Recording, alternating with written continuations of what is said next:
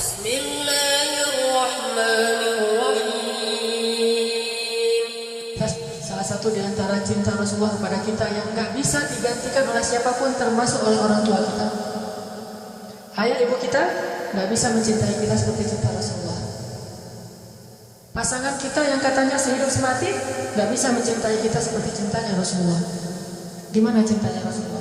Nanti di padang mahsyar Allah Subhanahu wa taala berfirman, "Yauma yafirrul mar'u min akhihi wa ummihi wa abihi wa sahibatihi wa banihi likulli imri'in minhum yawma idzin sya'nun yughni." Hari ketika seorang ayah lari dari anaknya, seorang suami lari dari istrinya, istri lari dari suaminya, anak lari dari orang tuanya, pasangan lari dari pasangannya, sahabat lari dari sahabatnya. Likulli imri'in yawma idzin, pada hari itu semua orang sya'nun yughni, sibuk ngurus diri sendiri, kecuali satu orang. Semua orang, Nabi Adam, Nabi Nuh, Nabi semua anbiya dan semua manusia pada hari itu yawma idzin sya'nun yughni, likulli imri'in minhum yawma idzin sya'nun yughni. Semuanya sibuk dengan diri sendiri. Udah lupa tuh, kita dikuburin satu liang lahat dengan pasangan sejati kita, tapi pas kita bangkit kita nggak akan melihat ke sebelah kanan kiri kita. Dia juga nggak usah kegeeran, dia juga akan melihat kita. Saya nggak akan lihat dia, tapi dia pasti melihat saya nih. Nggak usah GR di hari akhirat tuh, nggak perlu GR, karena dia juga nggak bakalan lihat, nggak akan ingat sama kita tuh. Kita misalnya kita manggil dia, panggilannya sayang kita, Beb, say gitu ya, say, dia panggil dia pergi aja tuh. Kenapa nih orang pergi? Jangan-jangan dia udah lupa ingatannya, belum balik, soalnya udah kelamaan itu dia di dalam kubur gitu misalnya. Nah, likulli imri'in yawma idzin sya'nun yughni, nggak peduli, dia melihat kita, dia tahu ini suami saya nih, dia tahu ini anak saya nih, dia tahu ini orang tua saya, dia tahu bahwa dia adalah kekasih kita adalah kekasihnya, dia tahu. Tetapi saking takutnya dia terhadap dirinya dan saking dia mementingkan dirinya, pada hari itu dia nggak peduli dengan kita. Bahkan na'udzubillah, kalau kekasihnya di sebelah diseret oleh malaikat, dia nggak akan nolong, kita dia. Dia yang penting selamat, saya udah selamat. Kekasihnya ya terserah. Nanti kalau dia udah beres, baru nanti dia. Itu juga nggak semua orang bisa seperti itu. Tapi Rasulullah satu-satunya orang yang pada hari itu yang sangat sibuk, mondar mandir, sibuknya luar biasa. Cuma satu orang, Muhammad Sallallahu Alaihi Wasallam. Itu sibuk banget. Gimana sibuknya Rasulullah?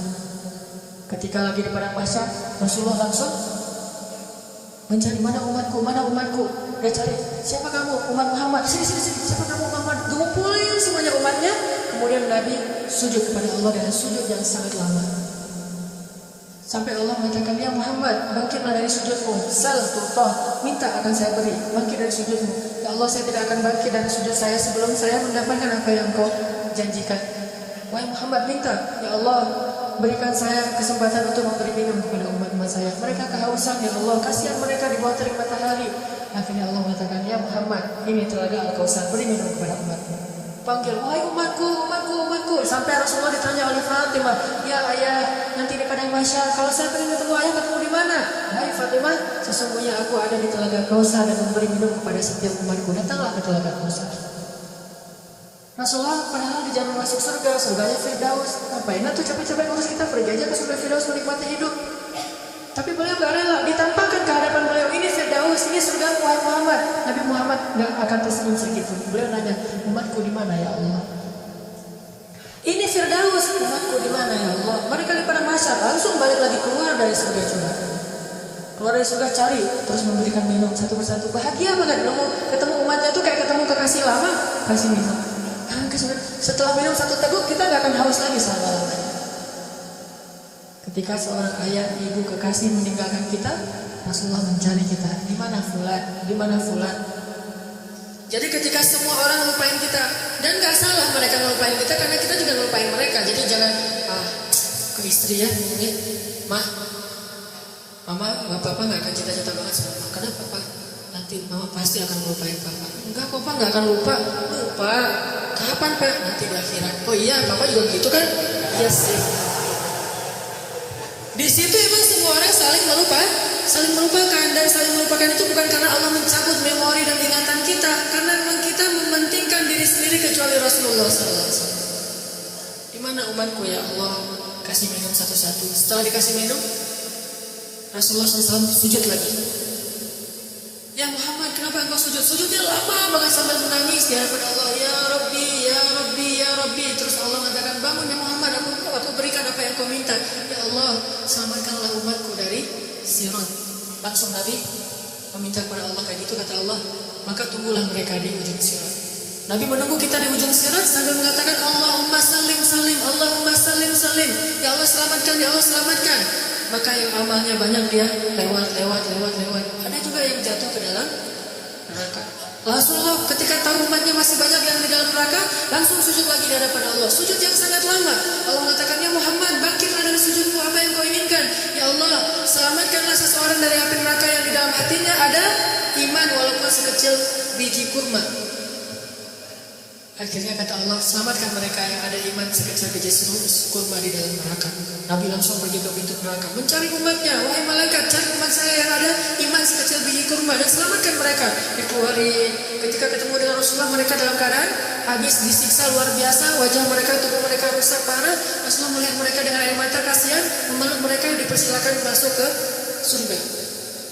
Setelah selesai udah nggak ada lagi malaikat, udah nggak ada lagi. Balik lagi ke hadapan arasy Allah. Di bawah arasy Allah, Nabi sujud lagi yang lama. Dalam sujud lama itu kemudian Nabi menangis. Allah berkata, ya Muhammad, kenapa menangis? Ya Allah, selamatkanlah umat saya dari api neraka yang mereka di dalam hatinya ada iman sekecil biji jagung. Sekecil jagung. Kata Allah, aku izinkan. Akhirnya Nabi Muhammad lari lagi ke neraka.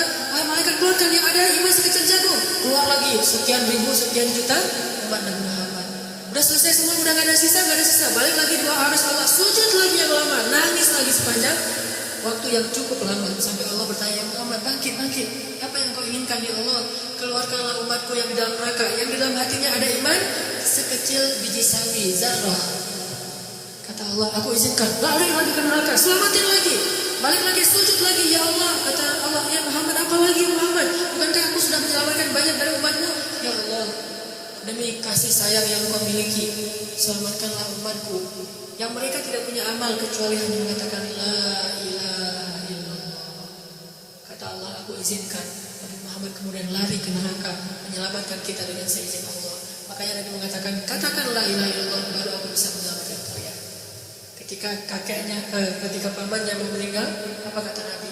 Wahai paman, ucapkan kunci surga la ilaha illallah biar aku bisa menyelamatkan paman, walaupun tidak ada amal sama sekali.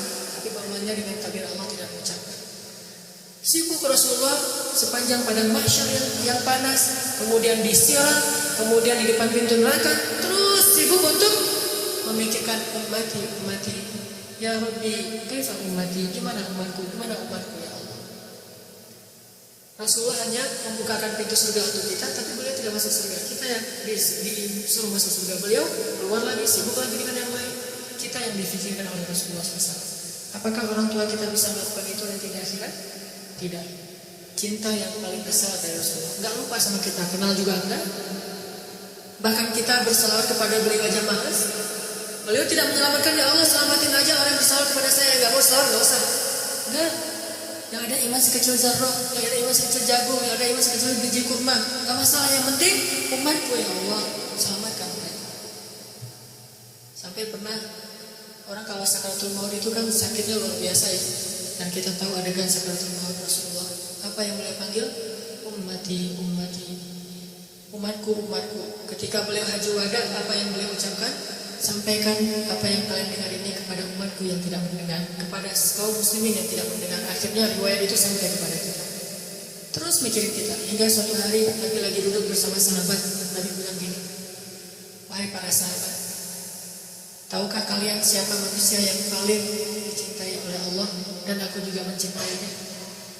Kata para sahabat, para nabi ya Rasul. Kata Rasul, kalau para nabi wajar dicintai oleh Allah, mereka itu adalah utusan-utusan Allah. Mereka dapat wahyu dari Allah. Mereka langsung berbicara dengan Allah seperti Musa, wajar dicintai oleh Allah. Tapi bukan itu maksud saya. Oh, kalau gitu para sahabat-sahabat Nabi seperti kami ya Rasul. Kalau kalian bertemu dengan aku, wajar jika Allah mencintai kalian, wajar jika aku mencintai kalian karena kalian bertemu dengan aku. Dan kalian menjadi orang-orang yang langsung melihat mukjizatku. Tapi ada yang lebih dicintai oleh Allah daripada kalian. Siapa yang Rasulullah? Mereka adalah umatku yang datang setelah kalian. Mereka tidak pernah melihat aku, tetapi mereka beriman kepadaku dan mencintaiku, mengikuti sunnahku. Aku rindu kepada mereka. Kalian adalah sahabat-sahabatku, tapi mereka adalah keluargaku, kata Rasulullah SAW. Kita ini dianggap keluarga Rasul, Ahlul Bait loh. Bukan kita yang ngaku-ngaku Rasulullah keluarga kita. Itu mah wajar banget. Orang kita orang biasa, Rasulullah orang luar biasa. Tapi Rasulullah ngaku kita sebagai keluarganya. Padahal Rasulullah tahu gak semua dari kita itu setia kepada beliau. Yang marah ketika nama beliau dicoret, yang marah ketika tentang beliau itu diselewengkan, yang marah ketika beliau dihina. Gak semua dari kita punya kesetiaan yang besar kepada beliau. Tapi beliau menganggap kita keluarganya. Beliau rela menghabiskan hidupnya dalam kesusahan demi supaya hidayah ini sampai kepada kita. Siapa sih yang mau susah payah untuk kita kalau bukan karena mencintai kita? Siang malam hartanya habis, dihina, dicela, diusir dari kampung halamannya. Apa yang beliau harapkan? Supaya hidayah ini sampai kepada seluruh manusia. Itu yang paling beliau harapkan. Sampai pernah Rasulullah lagi duduk lewat seorang orang Bani Israel lagi gotong jenazah gitu. Rasulullah nangis. Lalu para sahabat bertanya, ya Rasulullah, kenapa engkau menangis? Kan yang meninggal itu bukan Muslim tapi Bani Israel. Kata Rasulullah, saya menangis karena saya belum sempat mendakwahi dia sehingga dia mati dalam keadaan kufur. Saking cintanya Rasulullah kepada umat.